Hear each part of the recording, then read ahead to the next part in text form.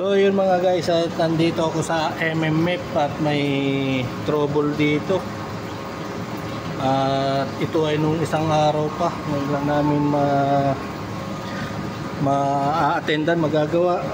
Ang problema nito ay ito siya mga guys. So kapag inoperate ito doon sa SCADA, nangyayari nagkakaroon lang siya ng fault. So minanwal ko na dito, chinik up ko sa manual. Okay naman yung valve niya, ito yung pinaka valve, yung butterfly valve. Pero pagka inactivate na namin sa pneumatic, parang hirap siya na ikuha nitong actuator. Tawag dito kasi may kuwan yan dito sa loob niyan may parang mga seal. Hindi siguro may tulak ng hangin o kaya passing na yan. So ang mangyayari, papalitan namin ito. Ayan, solenoid. Ito yung pinaka-actuator niya.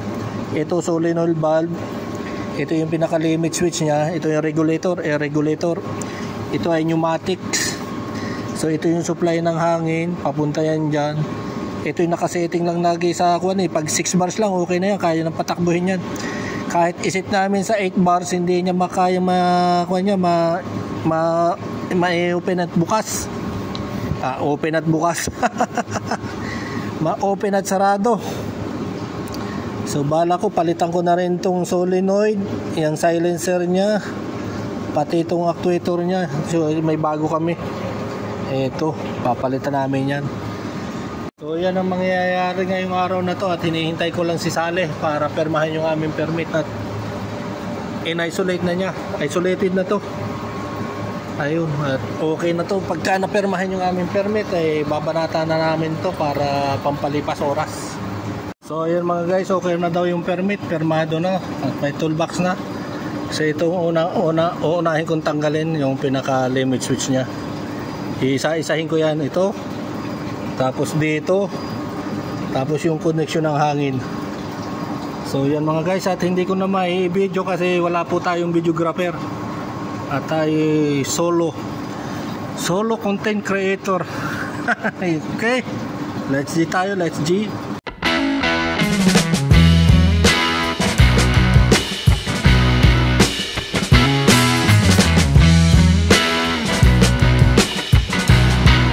Guys, Saleh. This is the actuator, we remove it. Better bro, you're my videographer bro. So yan, at papalitan natin to, tapos testingin natin. So let's move tayo, let's move. I want to test this one, it's working fine, and this one. Ada, you teach me, no, like I don't know. You have iPhone bro, this is not iPhone. Hey, you make someone sad today, don't talk. What bro? What? I didn't do anything bro, huh?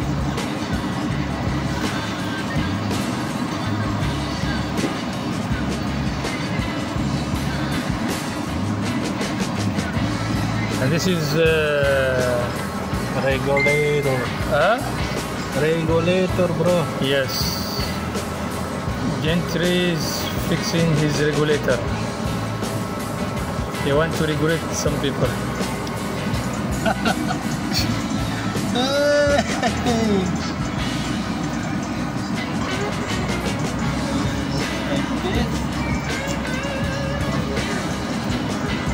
Bro. Perfecto. And this is our HSC. Silencer. This is silencer bro. We'll fix it. This is our Air controller. this is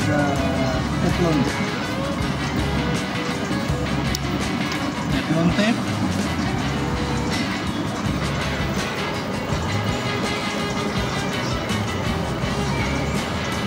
Class video. We will fix this one here. Okay bro. Okay, bro. And then we will fix this 4 bolt. You put the connector already? Yeah. The connector is here bro. This Aywa. is a little bit big. We have extra spare? Yeah, sorry. look like this.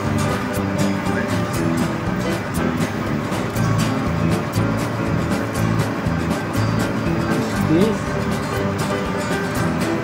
Okay.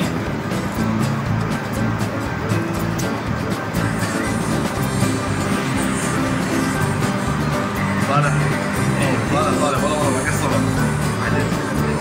Ada.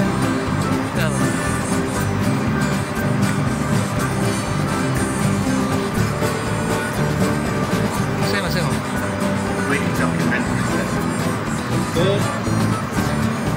One is here. Punani?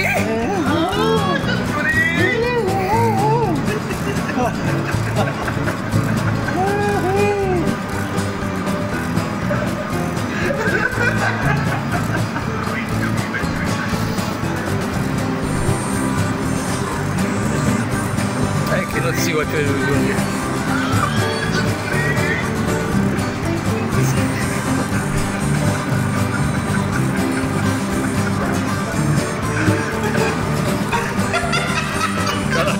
So yan, at ito na lang ang kulang sa limit switch. Na-fix ko na itong actuator, solenoid, tapos yung air supply nya. Yan, kakabit natin yung maya maya. So yan lang ating tapusin ko na. Lagay ko na yung tatlong balanse na bolts. Let's G tayo, let's G. At eto na mga guys, at buo na siya. Ayan, may ito na rin siya na yung linya ng hangin, okay na rin, nakakabit na yan dito. Okay na yung solenoid nya, bago. Tapos maya maya testingin na lang natin to pagka na-de-isolate yung silencer, i-adjust natin. Yun mga guys, at papahinga muna tayo ng konti at magme-merienda, tapos testingin natin to. At okay na, let's G tayo, let's G to the another activities for today.